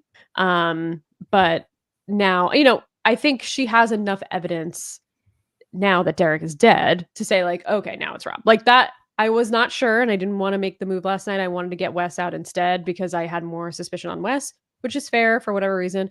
But now obviously it's Rob. Like there's no other choice. It's Rob. I think Rob did enough for it to not be suspicious on her, but I think generally, to your point, it's a little bit risky to defend someone like blindly without, you really just, you don't know who anybody could be a traitor. I think that you have to, at this point in the game, you cannot say so-and-so is not a traitor out loud at the round table. You can say it maybe to each other or privately, but the minute that you start making those sort of assertions, and it's not you. So if I say, well, Katie's definitely not a traitor, and then Javier, you're looking at me like, okay, well, then you think I'm a traitor? Like, it just kind of spawns the like, the this person isn't going to work with me energy. And I think it's a mistake from Brittany to do that and then flip-flop her vote, even though it's eventually the right move. Yeah, and I wonder if there's got to be a better way to say it too, right? Like, you could say, this person hasn't given me any reason to be suspicious of them being a traitor, but that doesn't mean they're not one. If they just haven't been on my radar because they haven't done anything that's rooted me out, like, that's not ruling them out. But you can't definitively say, like, this person's a faithful. Like, I know it, this person's a faithful. But I just don't feel like these people are really using their brains, unfortunately. Which we see in the vote. Because what were these votes? Can we talk about Dylan? Javier, I want your take on Dylan's vote here. Because what was that? Dylan, I also just want to say, so Dylan keeps throwing votes. This is not the first time Dylan has thrown a vote. And on Gabby. Yeah, 2 times on Gabby. Yeah, on Gabby too. And not once has he ever had any suspicion for Gabby. I just feel like, again, this was just another moment for me where like Dylan is not, like Dylan just likes to say a little thing, like he started the conversation about Rob and Brittany, but like he doesn't actually. I think Naomi alluded to this earlier. Like Dylan doesn't actually do anything. He kind of just says something and then like sits back and allows everyone else to like put everything together, which can be a good move. But I don't think Dylan is doing it as a move. I think Dylan just really has no like desire to actually push a name. Like he doesn't have that. The gameplay to be able to maneuver this game to like get someone out. So he kind of just says this idea because that's as far as he can play this game. So it just was another moment of like, Dylan, stop throwing votes. Like, I need you to commit to something. Like if you're going to defend Rob, like whatever, I'm over it. You defending Rob. But like, if that's your like MO this season, like go for it and like commit to something because it's just annoying to watch that gameplay. Dylan is like a broken man now that he had to vote out or almost had to vote out Rob. Like he couldn't even bring himself, given the evidence, couldn't even bring himself to do it. He's so snowed by Rob. Like he is such a stan. He was a stan from the beginning. He loves Rob. And if I'm Brittany, I'd be so pissed at Dylan as you're the one that dropped my name here at this table. You brought it up, you started it, and now you won't even vote for me. You threw it out and now you're not even voting for me. Like, what's that about? What is that about? At least are you a Michelle traitor? voted for her friend. You know what I mean? Like, I thought it was absurd. And you're so right, Javier, that like Dylan, he won't finish what he starts. But I think also he won't commit to a vote. I think it's better to commit and be wrong than to be so wishy-washy or commit and have your mind changed. But he can't do either, it seems like. He can't have his opinion changed by anybody, and he can't have his own opinion. So then you are being sort of the feckless faithful. You are not making any choices, and instead you are allowing everybody to walk over you, and your vote doesn't matter at that point. I do think it's interesting, though, because I don't know that he is, like, worth the kill for the traitors, actually. Like, people have talked about it, but I don't know that he's necessarily worth all the risk of killing him. I do think that he's gonna get, like, he's got to do something, or everyone's just gonna banish him at the Final Four because they don't want to give him the money. Like, he's not contributing to the team at the moment. And some would say he has to get his head in the game, but that's just me. You look at his head is in his show. Yeah, say it. His head in the game. Head in the game. His head is in his showmance with Rob. That's where his head is showmance with Rob. But I mean, if I'm Danielle or Carolyn, again, if I'm me in this position, I really don't know how either one of them is thinking or operating. But I would be like, Dylan's done some shady shit, and I think we can frame him. Like, I think he's done enough where we could say, I don't know, man. You threw out some people's names. You were very hesitant to vote for Rob, like, even though the evidence was all there. Like, were you just trying to get the suspicion off another traitor? I don't know. And like, try and keep him, throw him out. And like, I think people would potentially go for it, especially because Tom, not to give Tom too much credit, but even he was like, I knew Rob had you, man, as a pawn. I knew you were his pawn. We just needed to like wake you up. And I feel like there's something you could do there to say, like, why did he have you? Why were you guys so close? Why did you trust him so much? Were you also a traitor? But I think then you have like the Doloreses and the people who are like, no, it's not Dylan. Like, these people are hard to play with because they're just all very dumb. They're just dumb.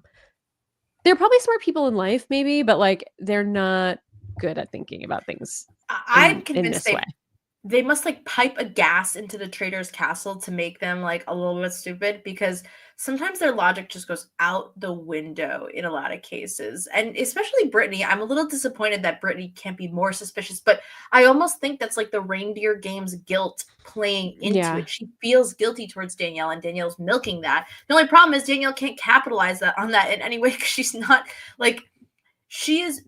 I would bet good money on the fact that Danielle will be the next traitor banished whenever that is. Yeah, I think so too. And certainly I think that Carolyn needs to banish her sooner than later to then recruit somebody else to make sure that somebody can be banished at the finals. Like, that's the structure of it. And I worry that it won't happen for Carolyn. I want to add also, I think Katie, first of all, I think it's hilarious you said like what I would do in that situation, not like what Carolyn and Danielle, because who knows? I think the future, like the best move for Carolyn and Danielle would be to somehow frame, like try to get some suspicion onto Dylan. And I generally don't see that happening. Like, I honestly, I'm excited. We touched upon this a little earlier, like to see where this game goes, because I actually do not have any clue what Danielle and Carolyn are going to do moving forward. Yeah. Because like they don't really have a game plan, it seems, at the moment, since they've been just bickering against each other. And I think if they continue to go against each other, they're both just going to end up losing. So I think they need to like figure it out quickly. And I think going after Dylan would be a good play, but I don't think they're going to do that. Yeah, I don't see it happening either. I think they should. I think he would be a logical person to frame next episode.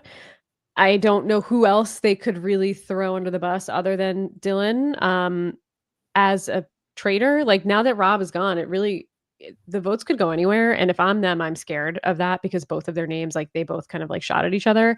So they need to really come together, which again is also suspicious because they were coming at each other and now they're not. So like, how did that all get resolved if I'm another faithful in the castle? But they have to figure something out and put a plan in place because the votes are just going to go everywhere. Like these faithful are very unpredictable. I mean, Chriselle and Dolores both voted for Tom. Just because for what? They didn't want to vote for Rob? Then vote for Brittany. Like, why are you voting for Tom? Like, the throwing of the votes is driving me crazy. There's only, 12 people left? Every vote counts, and you're just throwing your votes willy-nilly for what reason? For what reason? Are you here to play the game? Like, I don't know. Don't you want to catch a traitor? Do you not have an opinion on who you think it could possibly be that you're just throwing votes?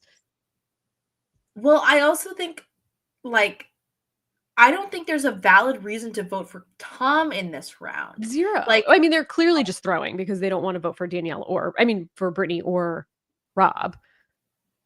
but in that case, like, vote for who you think. But I don't think that Tom would stick his neck out there like that to eliminate Boston Rob. Like, why on earth would he go against Boston Rob if not because he's convinced he's a traitor? And so then it's like, okay, well, I guess it's like, okay, don't show your cards too much because it's the traitors, whatever. But it's like, what are you doing? Like, stop wasting your time doing all this. I just feel like they're purposely not making a stand. Like they're doing it on purpose because they don't want to pick. So they're just voting on someone they know that everybody knows is not a traitor. So they don't have to like get any heat on them from any of the traitor. Like they just don't want to take a stand, which is literally the reason you're here is to play the game. If you're not going to play, then just go home. Like just go home. And I mean, I think unfortunately, Chriselle, Dolores, and Sierra, those three just like they don't have any cards to play. Like they are generally lost in the woods. They have, like we talked about earlier, they kind of just go with the wind. And I think that them playing the scared game is just like it's just like a waste of like time in this game. Like at least like Ivor, like I know we talk about how Ivor's a piece of furniture, but at least Ivor has like been voting correctly and like, yes, he spoke up. He might not be talking that much, but at least I feel like he's thinking about the game without actually saying anything because he's at least like he has spoken up once or twice. He has voted correctly, and like it shows that he's at least thinking about the game as opposed to like Chriselle, Dolores, and Sierra are kind of just like, who do y'all want to get out? Oh, I don't like that, so I'm just not going to get anyone out. Like it just that's you can play this game. That makes you You're not contributing. Yeah, you're not contributing either way. Like you're just there. You're putting a name on a chalkboard that you know is not going to do anything, just so you can abstain, and it's pointless for you to even be taking up space in the room. So I'm actually really hoping. Sorry, I know I'm a Bravo girly, but I'm hoping that Dolores or Chriselle goes because I think they're adding literally nothing to the show, and I will be upset if it's Dylan only because I want Dylan to burn out and get voted out, and I think that's the best path forward, and I want Tom to stay because he's entertaining. And I worry that like all of our entertainment is leaving the house. Yes, although I do think that it's always fun when the men go home. So, I'm not rooting for any men, but I'm just excited. I mean, it's like I'm worried because they were the ones that were delivering the entertainment. And Robin was gone. She was entertaining. Like I feel like we're losing all the big personalities that were fun to watch, and now it's going to get a little kind of boring. Like the back half of season 2 got boring last year. But with Danielle and Carolyn, hopefully. Yeah, I think Danielle and Carolyn, just the mess that they've done this season, especially Danielle, like I just feel like Danielle's gonna crash and burn if we can even say she hasn't already. I feel like Danielle Loki has already crashed and burned. So just like to see, I'm excited. Like I love Danielle, so I'm excited to see like what she does for the rest of the season. Like I don't see an end game for her. Even if she is at the end, they're gonna vote her out, whoever's there at the end with her. So like just excited to see what Danielle does next because it's really been a train wreck. Yes, it really has. But I guess to round out the rest of the roundtable, we did see Carolyn and Danielle both vote for Rob. And I think that's as soon as Rob saw Carolyn's vote, I think he knew he was cooked. And of course, Danielle also voted for Rob. There was no way she was voting for Brittany. I think that was just obvious. So he had to reveal himself as a traitor. We got a really good reaction that I want as a gift from Tom Sandoval, being like, yeah, like throwing his arms up in his tracksuit and kind of celebrating. And we got an interesting confessional from Rob when he left. And I do want to give Rob his props because he was in trouble week over week, and he never did what Dan did last season and brought the other traitors down with him. And I really do appreciate him for like really trying to play the game and manage the game. Like I think the way that Dan played, and I'm not trying to like shit on Dan. It was what it was. He was a bad traitor, but like I feel like the way that Dan played ruined the game for the rest of the Traitors, and I'm really glad that Rob only worried about himself and tried to save himself and play his own game. So I really appreciate that. But he gave us an interesting confessional that he was like, I would have gone to the end with Carolyn, like we said before, like she had no reason to be scared of me. And Danielle, he had no time for Danielle. He was like, she's a bad traitor, she's a bad game player, she's a bad everything, she's just bad. And I'm like, he hates this woman. He hates this woman. Well, it's so interesting because Glances makes a good point that everyone is shocked in the exit interviews that Danielle is a traitor, which I think is both like, I don't know. I'm of two minds about it. I do think that like people are just generally shocked when they figure out who the traitors are. But on the other hand, I think that it's going to come around. Like, I think that Danielle right now is flying under the dum-dum radar. She's like, people, they're a little too stupid to figure out how suspicious she's being. But I think if Brittany and like if Carolyn starts planting the seeds, if Brittany maybe kind of really assesses the way that things have been going for the past couple of days, they might be able to put it together and figure out what's going on. I mean, who knows? Tom Sandoval could just like look at her funny and be like, it's her. Like it could happen, you know? I don't even think it would be so outrageous because of the way she played at that the riddle mission where she didn't give herself a shield and she gave it to Dolores and then took Tom's picture off the thing and then gave it to Derek. It was like, that was so bizarre. And even that alone should be enough to like stick with people. I think she's going to get some heat on her.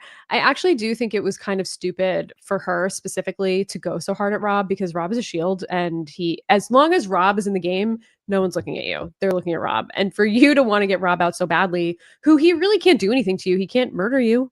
You guys are all traitors together. It's not like he can murder you. And he would have to get traction at the round table to get you out, which he wasn't trying to do. I think it was actually short-sighted that she went so hard at Rob. I think she should have tried to keep him around because he is a shield. And he was, again, sucking the air out of the room. If you're a faithful, you don't want that. If you're another traitor, you want that. It's keeping the heat off you. So it should be interesting to see where things go with her. But part of me feels like people's surprise reactions in those like Traitors revealed videos, which if you're not watching them on YouTube, they're great. Every single one has been great. They reveal the traitors and they like bring the banished and the murder person together and they chat about what happened. It's just very fun.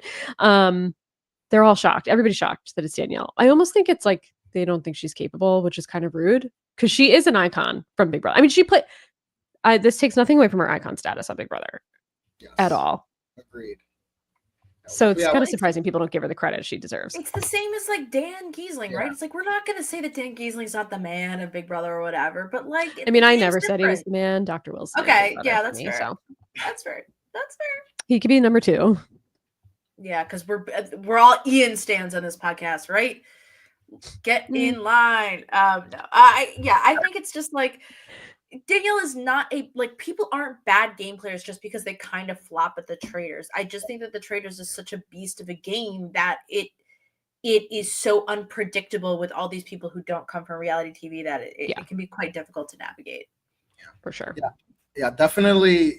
Again, Danielle's one of the best to play Big Brother, but like, again, when we talk about Traitors, we're just talking about Danielle's gameplay on Traitors. Like, I feel like I've been hard on Danielle on this podcast, but it's just because I just expect so much. Same reason that I was hard on Dan last year.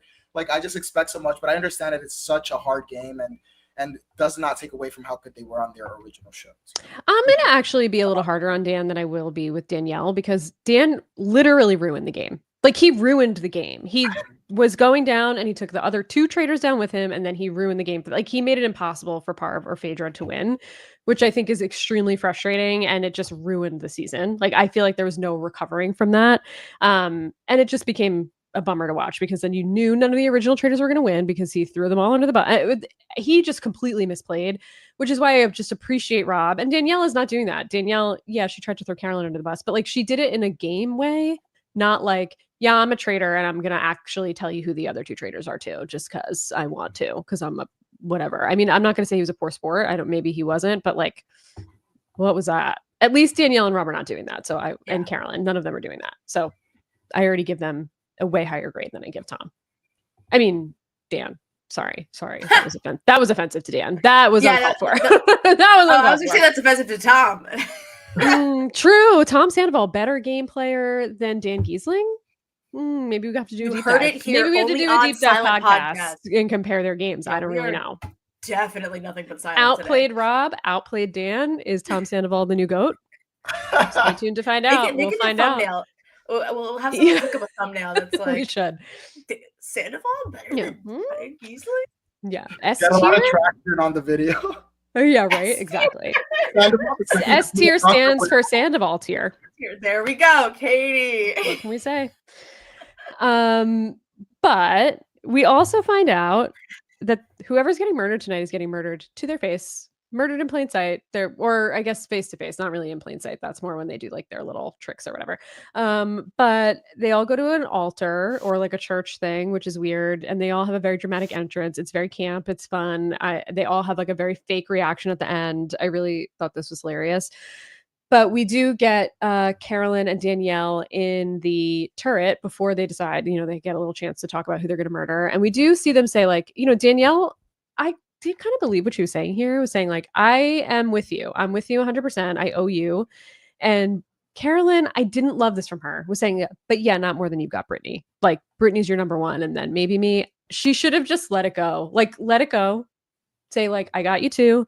Let's leave it. It's the two of us now. We got this. Rob's out. We could do what we want. Like, let's take it back over. We've been completely disastrous. Like, let's get it back on track. But instead she had to be like, well, not more than you got Brittany. And I'm like, why? I really feel like Danielle was like trying to meet her where she was and be like, listen, I know I screwed up and I will do whatever I have to do to make it up with you. And we are in this together. And she's like, yeah, but not really. Which also, like, think about it this way. It doesn't matter if she has Brittany or not, because if you're going to go to the end together, you'll split the money. Brittany has no way to take the money from you.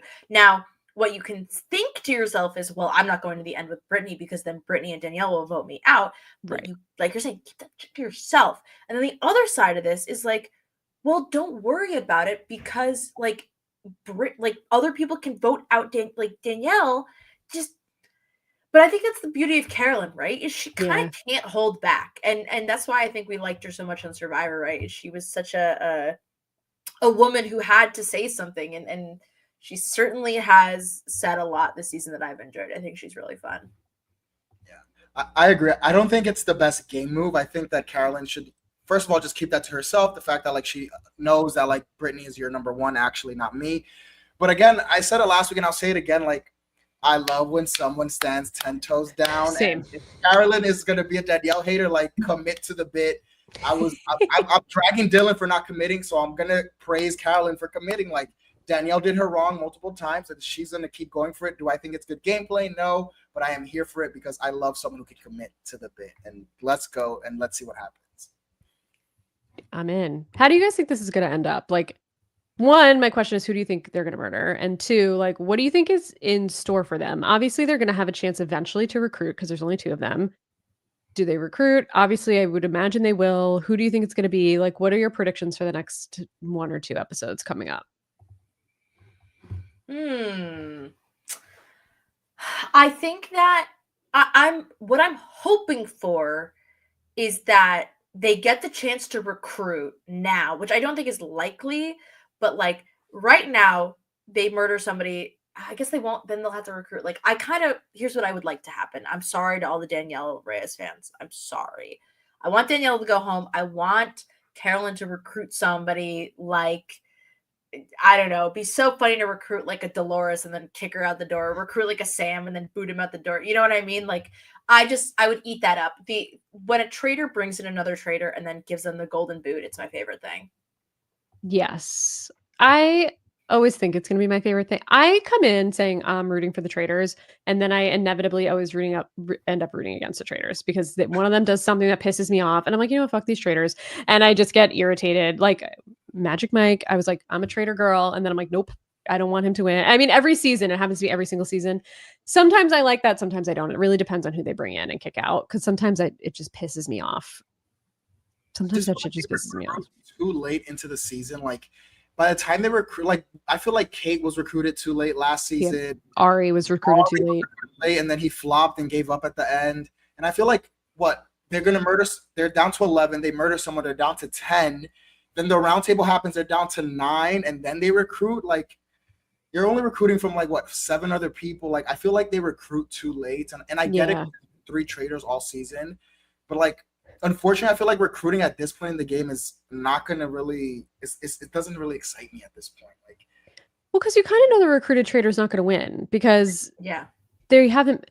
You can't be in the turret with 2 people who have been traitors since day 1 and then be a brand new traitor and be on a level playing field. Like, I guess with this group, maybe that this is an exception to the rule because they hate each other. So like maybe that other person coming in could have a good shot. But like every other time someone gets recruited toward the end, it just feels like they really don't have a shot. yeah. They're still like trying to get their feet wet, figure out how they're going to play as a traitor. They have to like switch their mindset, and then it's the end and it's too late.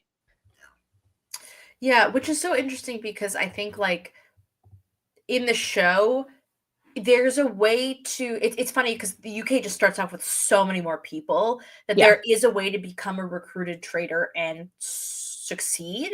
Yeah. But I think it A requires a lot of dumb original traitors, and B it like you need your time. It needs to work like very well. So it's funny. I almost think it would be funnier to like say no to the traders recruit. That Carolyn's like, hey, come join me. And you're like, nah, you're just gonna kill me. Like, never mind. The only way it can really work is if you get the jump on Carolyn before she gets the jump on you. And I don't know that Danielle, like, I know that Danielle is thinking about these things, but I don't know if she's actually going to correctly execute on this idea in any way. And of course, we don't know if she's gonna get there because she sure ain't playing like she's gonna get there. No, she's not. She's certainly not. But I can't wait. You know what I mean? Can't wait for that to go wrong. I guess just to circle quickly back to like Katie, who I Mhm. think they're gonna banish. I mean, my hope is as long as Gabby doesn't go, anyone else can go. I do not care about the other people at the turret. Like, ideally, Dolores or Chriselle goes home because they're literally agree. votes, going with the win, doing nothing for this game. For the sake of my draft, I hope Dolores goes because Chriselle's on my draft. But I just, it's so hard to read Danielle and Carolyn. I generally don't know who's going to go, and I just hope it's not Gabby. Yeah. I don't think it's going to be Gabby because of Carolyn. I think especially given what Danielle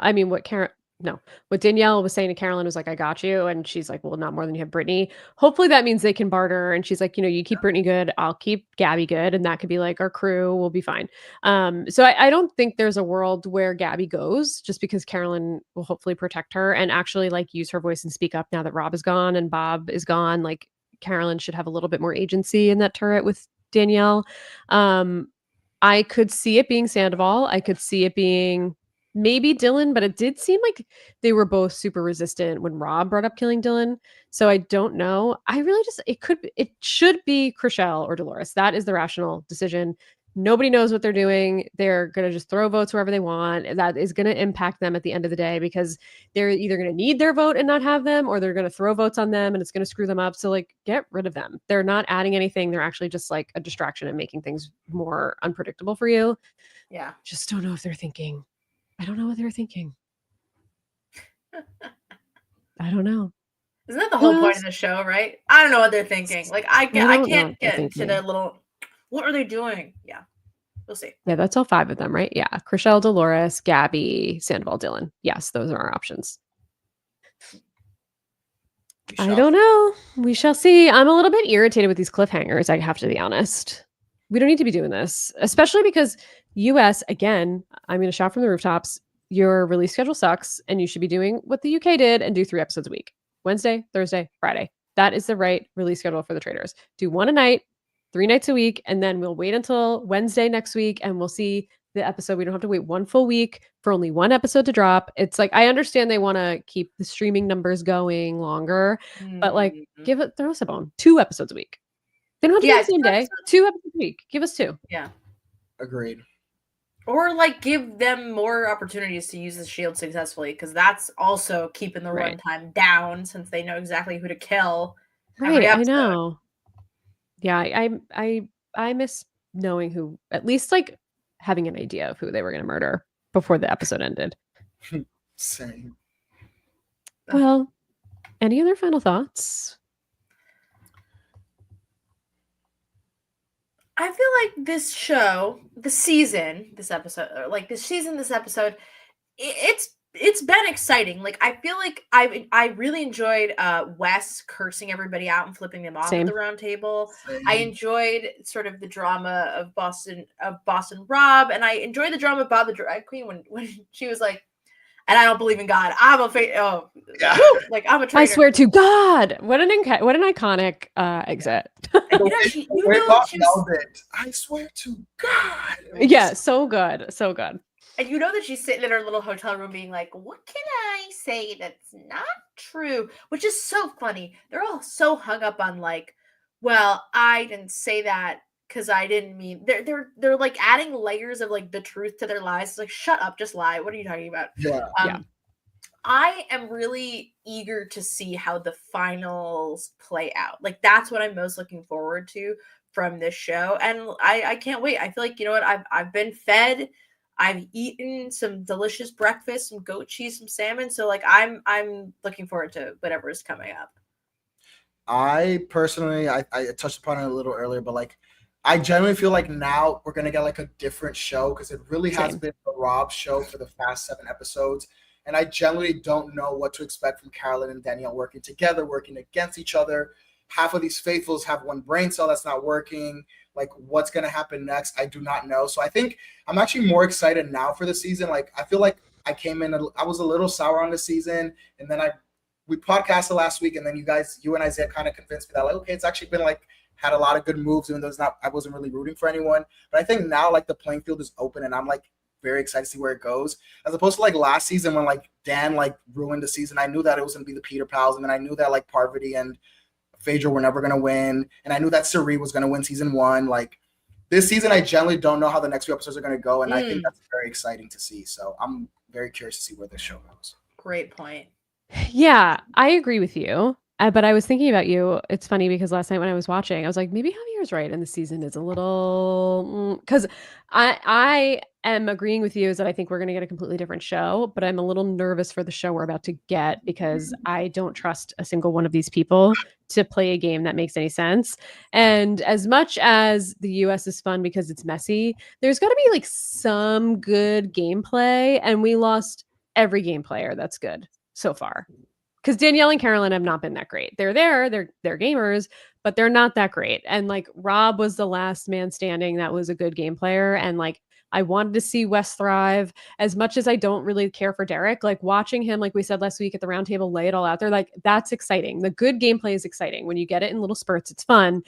But now I'm worried that we're not going to get any because these people are so dumb that I'm worried that we're going to like almost limp to the finish line and we're just going to lose the plot. None of it's going to make sense. I don't want any of these faithfuls to win $1. I'm also like, yes, I want Danielle and Carolyn to be successful, but like, I don't really care that much either. So I'm kind of where you were last week, this week. Not to say that I was rooting for Rob either. Like if Rob got, I was like, yeah, Rob's got to go. But like if Rob got to the end and was able to be successful, that would be exciting. This, I'm like, am I excited about any of these people? I don't really know. I'm here. I'm going to watch it. It's messy. But I'm just worried about what kind of gameplay we're going to be exposed to. It's not going to be pretty. Yeah. But isn't that we've seen all the pretty. They put on their costumes and then they got bugs dumped on them. So, I'm looking forward to mess, and that's all I can ask for. We got a lot of mess this season. Yeah, like I said last week, you and Isaiah, Katie, convinced me that like just enjoy the mess. So I'm here. I'm seated. I'm strapped in. We shall see what happens. I'll put my goggles on. Get ready for the mess, just like they did in that mission. Okay, well, if nothing else, we can do our sign-offs and our plugs and tell everybody where we can find you guys. Naomi, thank you for being here. Where can everyone find you? What are you up to these days? Yes, well, I will say this, very exciting news. Both Project Runway and Top Chef are slated to be coming back this year. So you will certainly be hearing more from the Quickfire Queens, the fashionistas of Silent Podcast. So stay tuned for that. Myself, Gia, and Nicole. I certainly have to plug that Gia, Nicole, and I did a Survivor 50 Hear Me Out cake where we suggested our sort of insane casting choices, and it was so much fun.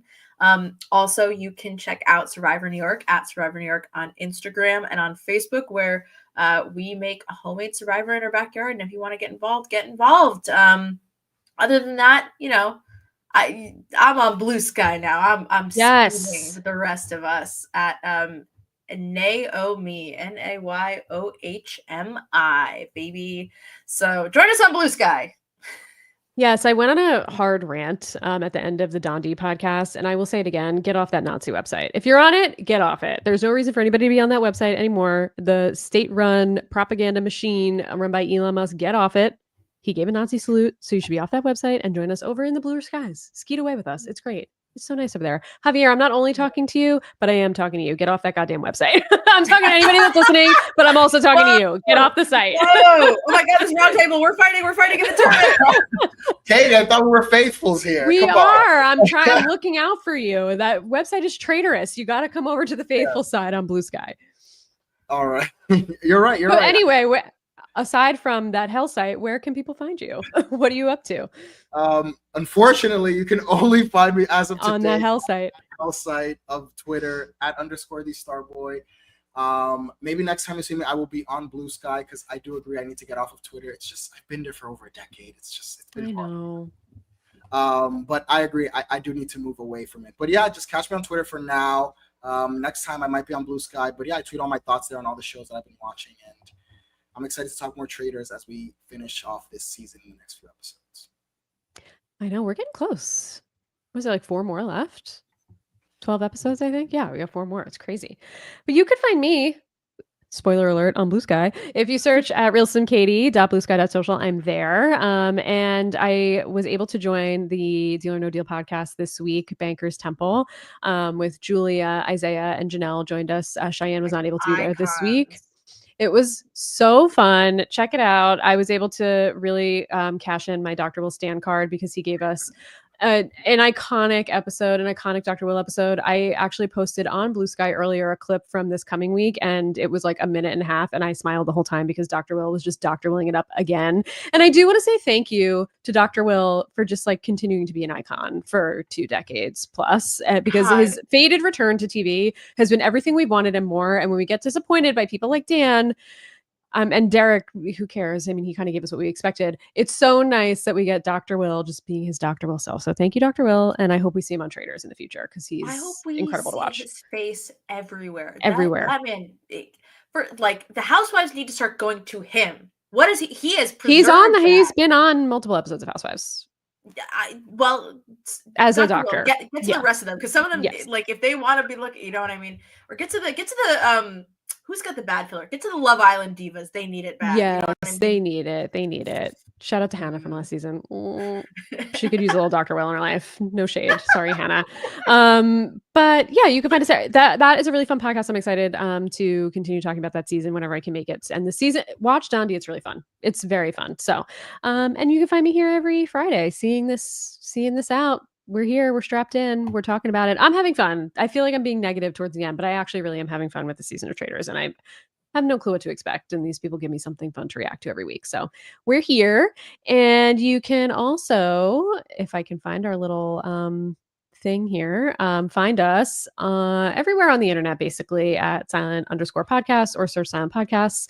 We're still on the hell site too, so I don't run it though. Talk to Isaiah if you have a problem. I have, but we're also on Blue Sky, so you can find us there, and we're on Instagram, we're on TikTok, where I don't think we're really posting there, so I mean follow us if you want, but you're not going to see much. But we're here on YouTube, and we're here on Twitch, and you can listen to us anywhere where you listen to your audio podcasts as well. Leave us a rating. 5 stars. We only want 5. We don't want 4. We don't want 3. We don't want 2. We definitely don't want 1. So like save it. And we'll be back next week. Thank you both for being here. And Javier, hopefully you'll be here with us next week. And Naomi, join us anytime. It was great to have you. Bye. Everybody. Everyone.